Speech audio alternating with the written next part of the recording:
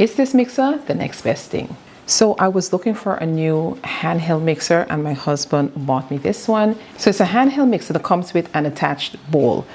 So it's a 2-in-1 mixer, but it's also supposed to have a space-saving design where you're able to store all of the components, the hooks, the mixer and everything stores inside of the bowl.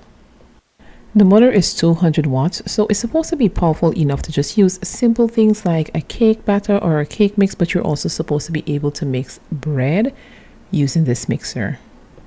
So I was curious as to if this mixer is an option for people who may not have a stand-up mixer. And I can tell you right off the bat, there's one thing I don't like. So it claims to be able to store everything in here.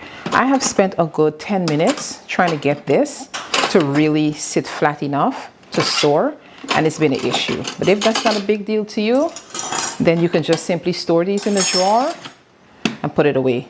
So you open the mixer, and in here you have the hand mixer stored in there. You place the cover back on the bowl and it turns and locks into place. Also, it has suction cups on the bottom, so it sucks really well, so it's not gonna move around as you're mixing. At least I would hope so. It also has this cover. When you're ready to use it, you just simply slide it off, and that's where the mixer is gonna sit with the attachments. So it comes with 2 sets of paddles. So you have the hook. This is typically used for doughs. If you're making bread or something like that, you're going to use this. And it comes with the regular mix. So if you're making cake or anything of the sort, and this is what I'm going to use today. We're going to test out this mixer today, making one of my favorite carrot cakes. This is an oldie but goodie. So if you're not here for the mixer, at least stay for the carrot cake. Okay, so I'm going to start. Oops. I'm going to start by placing the whisk on. Fairly easy. Then I'm going to place it into the opening, and it just sits in there like that. And then it has this button that you press on, it pops up, and you're supposed to be able to just pull it up like so. All right, so I'm going to put it back in and we're going to get started. So there's this little opening right here, and this is where you're supposed to put everything into that hole. Let's see how this works. I'm going to start by adding in the sugar. Let's see if this works. Okay. Next, I'm going to add in the oil. And I am going to add in the eggs. And once you turn it on, the stainless steel bowl rotates inside of the other bowl, and this makes sure that every bit gets mixed. And like I said, this is a very, very simple recipe. We have all-purpose flour. To that, I'm going to add baking powder and baking soda, salt, and this is pink Himalayan salt. Then I am going to add in lots of cinnamon. I'm going to give it a little whisk. Now this is the part I'm going to find a little challenging. So let's try and put in the flour. Let's see how.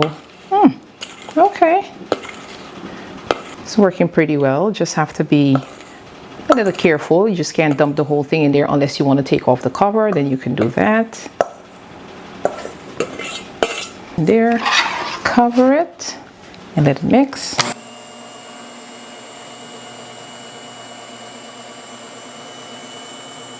I'm going to add in some pineapple. This is crushed pineapple that I've drained. I'm going to add that right in.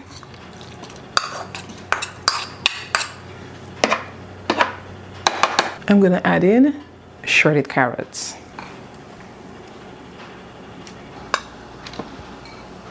A little bit of vanilla.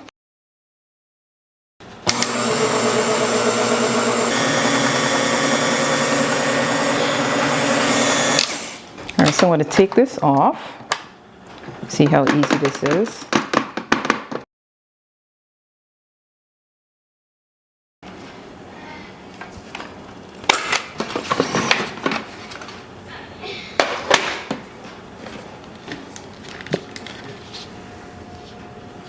I didn't want to overmix it, so I'm going to finish it off using, as you can see, it sticks really well.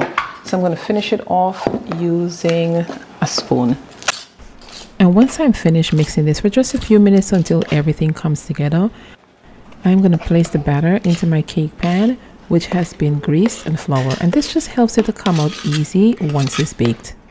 And I just want to mention that the attachment, the dough hook, the beater, and the bowls, they're all dishwasher safe.